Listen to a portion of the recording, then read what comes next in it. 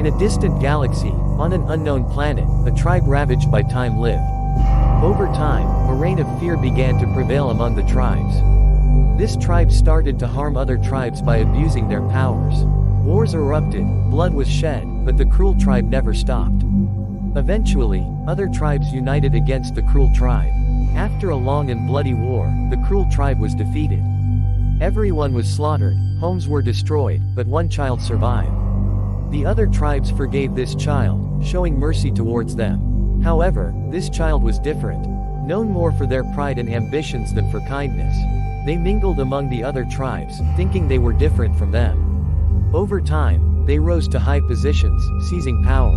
When they reached the highest rank, they had become a cruel king, looking down on everyone. The reign of the cruel king cast a dark shadow over the planet.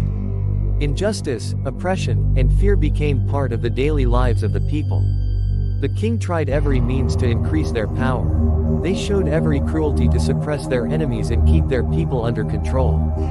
However, it was impossible to control everything. Over time, a spark of rebellion ignited among the people. A resistance movement began against the injustice of the cruel king. For freedom, for justice, the people came together and started to fight against the cruel king. Even the cruel king themselves surprisingly couldn't resist in this struggle. They saw the limits of their power, the despair of the people. However, their pride prevented them from stepping back. The king continued to fight to the end, to oppress their people. But every victory comes with a price. The cruel king, in the end, was defeated by their own pride and ambitions. Their power was broken in the face of the people's resistance, they were dethroned, and they had to pay the price for their cruelty. The people regained their freedom, and the reign of the cruel king came to an end. Now, the planet was once again illuminated by rays of hope.